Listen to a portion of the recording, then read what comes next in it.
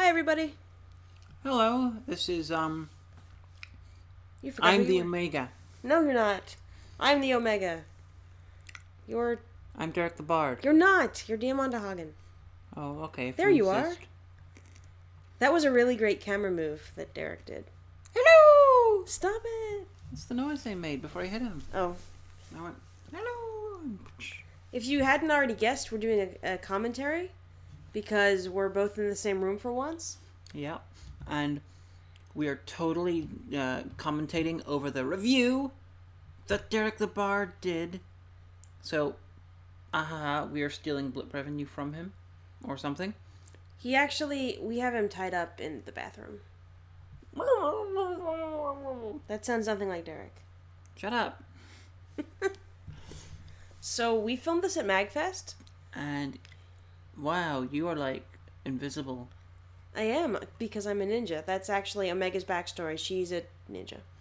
And Hagen's wearing a Hack Movies t-shirt. Dun dun dun. And you can see my first Hack Movies review with Nixon and Hogan Smoke Christmas, although it's not my best. No, she's lying. It totally is her best. And like everyone cameos in it. And then we all feel bad because Jacula has really good lighting. Unlike Derek in this review. Well, there's very little of the lighting we could... I mean, in all of the MAGFest videos, it doesn't matter if we did it or, the one that you and Kyle did. Well, that was pretty good because we did it at night. But the ones that even, like, the producers did, some of the lighting was a bit off. Because, I mean, you have to work with, desk lights? Yeah. Well, like, in our one, I had to do some the Joario crossover, I had to do some post-production editing on the lighting. That's because you have special skills of editing power. So, yeah, Trollhunter. Now, we had actually seen this before because you found it in Walmart, right? Or Yeah, was it Target? it was before it came out. No, it was Barnes & Noble. Okay. It was before it came out in the UK, and it was already out in the States, so I was like, holy shit, Trollhunter, because I was looking forward to it, and that's why I bought it and we watched it. And then Derek decided, I'm Derek the Bard, and I'm going to do Trollhunter with Omega and Hagen, and da da da da da, and then he wrote the script, and we filmed it. He sounds like a very British Canadian all of a sudden. A boot. My kingdom for the ability to say a boot without saying a boot. So, yeah. Actually, this wasn't so bad. I thought it was going to be one of those, like, Mystery Science Theater, so bad it's good, but actually, it was pretty good for being, a bad movie. It wasn't a bad movie, it was a fine movie. It was fine. The special effects were good. Very, very, very good. And of course, that CGI mannequin that's playing Derek is just amazing. Would you stop that? What did we end up? I think we tied him up with a hairdryer, because I don't remember. I remember we had to go through several props until we could tie him up convincingly, so I think that's actually a hairdryer. It looked like a hairdryer in the shots. Okay. I can't remember from the time, but it looks like one in the shots. Because you were that drunk. No, I was just really tired because apart from doing the usual MAGFest running around stuff that everyone does and the MAGFest hanging around stuff that everyone does and the MAGFest watching crazy films all night, things that everyone does, I filmed a review every single night I was at MAGFest. You can cry me a river. No, I'm just kidding. So one of those film reviews took about 3 hours, 4 hours, and they didn't even get it all finished. But that was the one with, He's an Evil Genius? Yeah, it's not turned up yet because there was some problems. Oh. Yeah, my reviews didn't take too long, although the Schoolgirl took a bit of time, but that was because we had so many different shots used. That was lots of fun, too. I got to see Kyle in a very compromising situation. And you can too if you watch the Schoolgirl review. Wah, wah, wah. Hello, Derek the Bard. I was actually looking out the window at the car park below, so I was really worried that somebody would come by, loading up their car and see me and start waving or something. But no, I'm just filming. I'm talking to an imaginary troll. But they wouldn't be able to hear you. Yeah, I know. So that's why it would be awkward. I would have thought, given your mask, that them looking up and thinking that you were some sort of a criminal or something would have been more likely. Oh, that's even better. I hadn't even thought to worry about that. Thanks. Oh dear. Well, it's too late now. I'll worry about that next year. Yes, next MAGFest, where we hope to have a panel about bone kickers and call it Magwildfest. That would be awful. It would be so terrible. I really wish that actress would get wind of your Bone Kickers reviews and like write you some kind of email and be like, look, I was getting paid. What the hell do you want? All right, it was a gig. I don't write the movies. I'm just in them. What a very, very American Scottish woman. Shut up. No, because I watched Downton Abbey and I really like it, and Hugh Bonneville's all like, you know, posh and a good actor, and then, you know, I remember your Bone Kickers review, and I was like, oh no, what if he sees that and he's like, but I was in Downton Abbey, everyone loves that, so shut up.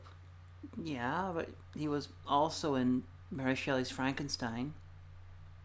I haven't seen it. He's a very small part. He plays one of the guys who he dies, and then his leg gets used as part of the monster. He's playing a student at the university called Schiller. Oh. Well, there you go. Information. But, yeah, I got nothing against anyone in Bone Kickers. It's just a terrible series. I think you should put forward that idea to have a Doctor Who panel. I think it would be you and Nash and then Clara and... Nella, Sad Panda, Welshie. Yeah, like all the Tigwitig people that are really, like, know everything about Doctor Who. I would totally watch that. We would debate canon and best doctors and all. And the first person to answer the question, who's the best doctor, would be kicked out. No, we could have a whole 10-minute argument over that. 10 minutes? Try 10 hours. Well, we have to cut it down for a panel length. So. That's how to troll. Say, all right, ready? So, who's the best doctor? And then run. And everyone will be like, no, because the 27th Doctor did things and stuff, oh my god. There isn't a 27th Doctor. And then it'll be like, but the 49th Doctor was the best. And well, actually, it's very easily worked out. Okay? Okay. Think about your answer. Mm-hmm. Are you thinking about Patrick Troughton? I was actually thinking about Pi. Okay, well, you're not thinking about Patrick Troughton. Therefore, your answer to the question, who is the best Doctor, is wrong. Well, we could get some Pi. We could, but Patrick Troughton is the best Doctor. There is no debate to be had. Okay. Do I still get Pi? If you want. Yes! Yes! Anyway, so the movie that we're talking about is Trollhunter. There's a lot of driving and walking around in this movie. Like, a lot of driving and walking around. There is, yeah. But the, I almost want to see a re-edit of this where they put, like, they digitally add someone's head to like the trolls. You know, someone, I don't know, someone people think is a troll. It would be funny. You know, that woman from Nam. I don't think she's a troll. She's just a hateful human being. No. She looks like a troll. Oh, she looks like one. I'm thinking more of the sort of the internet troll type ones. Oh. It would be amusing, like a little mashup. You could have the trollololo guy. Yeah, you could, yeah. It would be like Trollception.